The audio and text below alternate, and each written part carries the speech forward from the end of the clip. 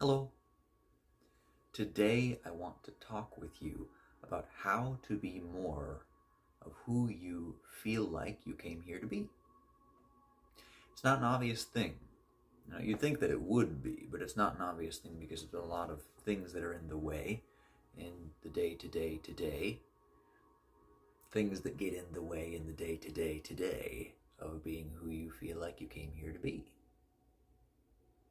The first thing is recognizing that maybe you don't feel like you're fully fulfilling that right now and admitting that to yourself, and recognizing what the feelings are that might be underlying your experience of not feeling like who you think that you came here to be. Recognizing what that definition might be for you is something that you build and develop over time, but the easiest way to get there is by recognizing the things that you might be feeling right now surrounding that lack of a matching up.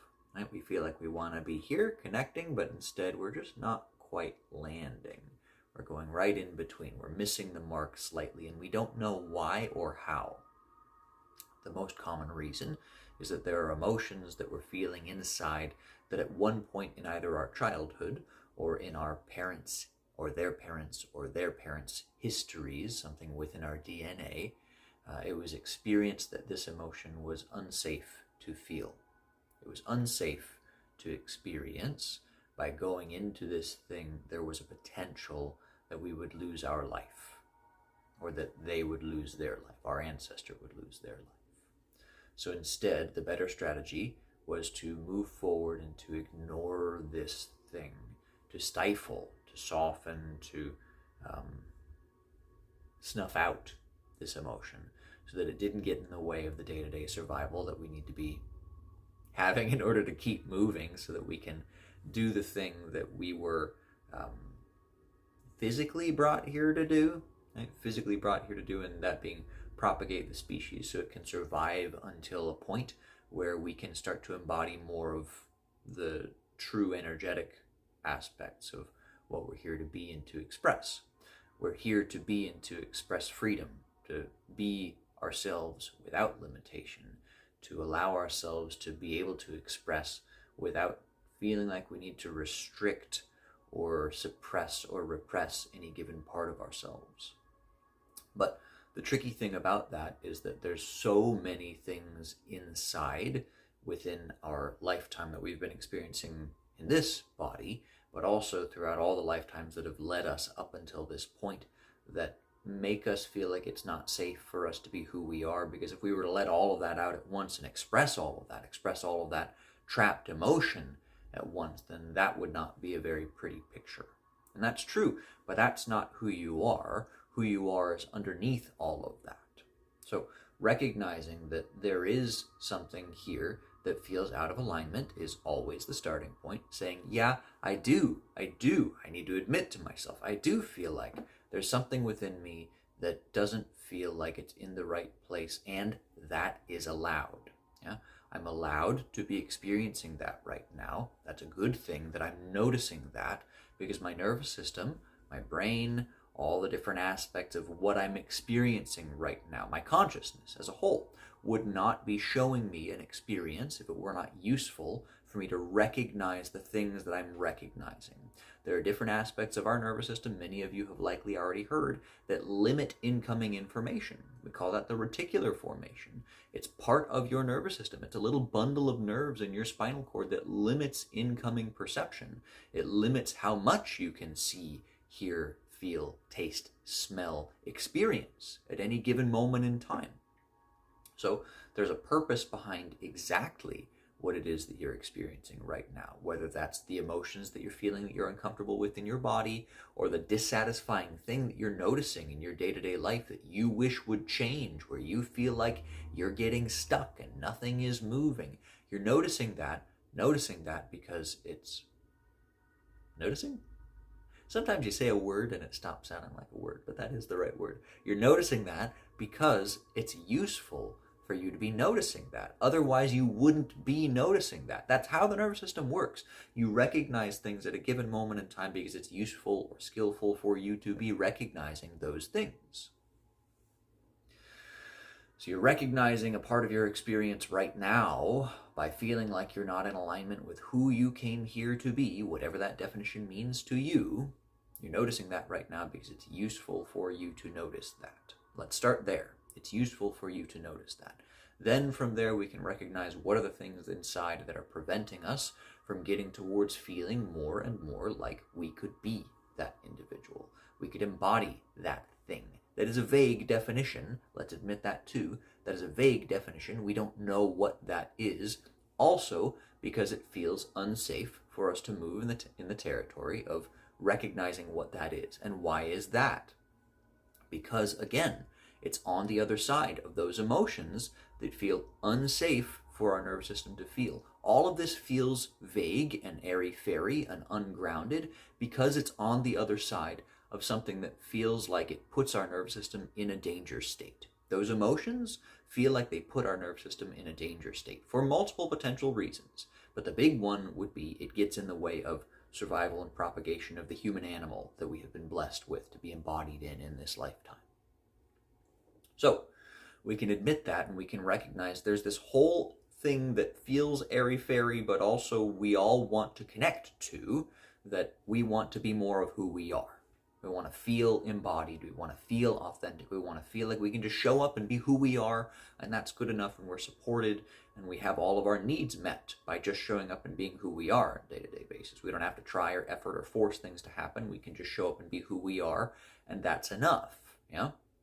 All of us want that, and all of us also have an inkling inside that that's a potential, but that there's something getting in the way and we don't know what that is either, which is why the whole concept of spirituality and all these concepts feel so ungrounded, and why it feels so much like it's airy-fairy and it's unsafe for us to really be deeply connecting into it. But that's because looking deeper and deeper into this naturally sets off those fight or flight triggers in the nervous system, because it makes us confront slowly, one at a time, in a natural way, if that's what you feel like you need to do.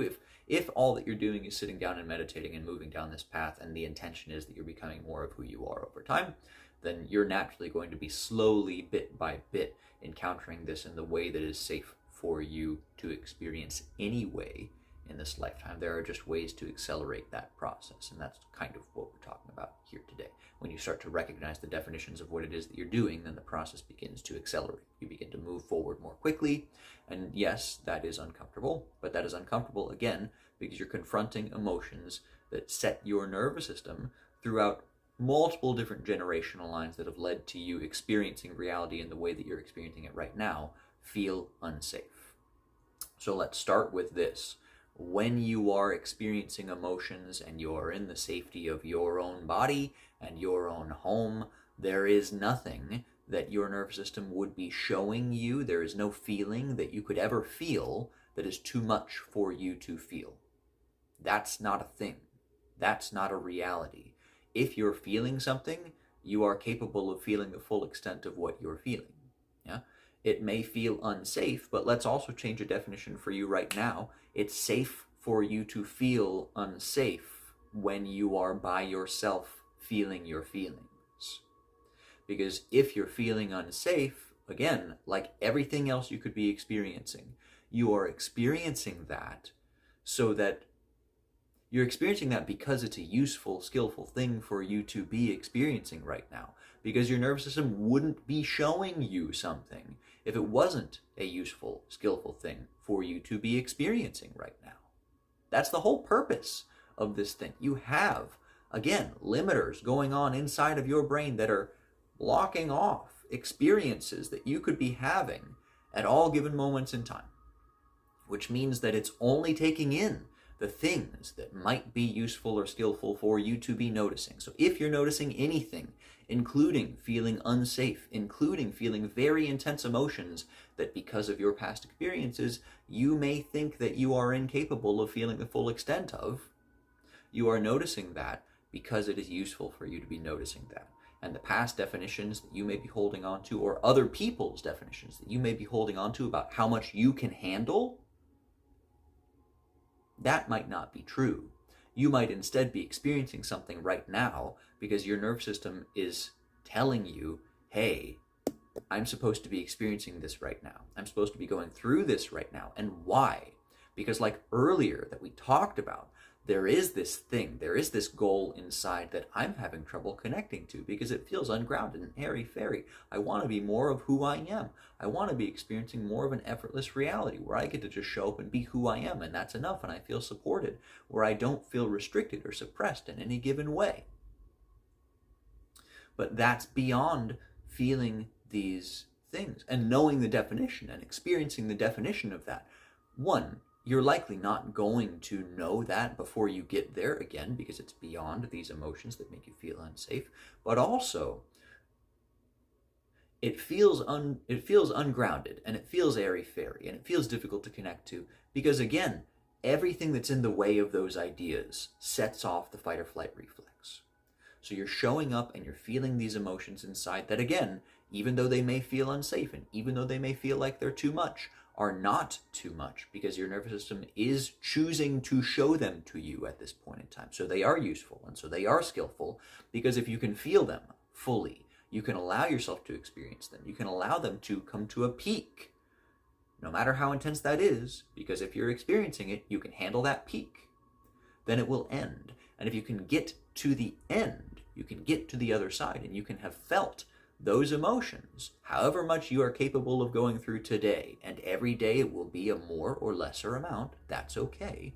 If you can get to the other side of that, then you have moved through and processed something that is going on within your nervous system that puts it into fight or flight, which means there is one less thing within your nervous system, one less thing within all of this bundle of whatever it is inside of you that experiences everything, one less thing within your consciousness that feels unsafe to recognize itself.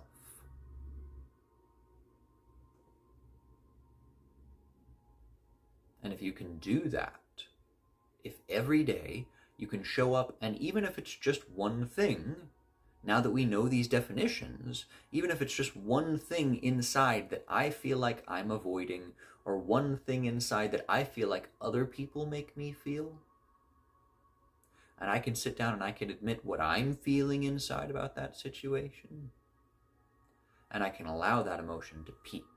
I can allow myself to recognize that person or this situation in my life makes me feel angry, makes me feel scared, makes me feel apathetic, makes me feel shameful.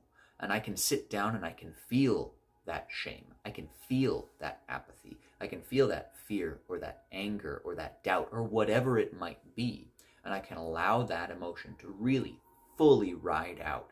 And I can truly experience the full extent of that. It will end. It will peak, and it will be very intense, and it will be very uncomfortable, and it will end. And there are tons of different techniques and tools that you can use to tap into finding what emotion that is for you.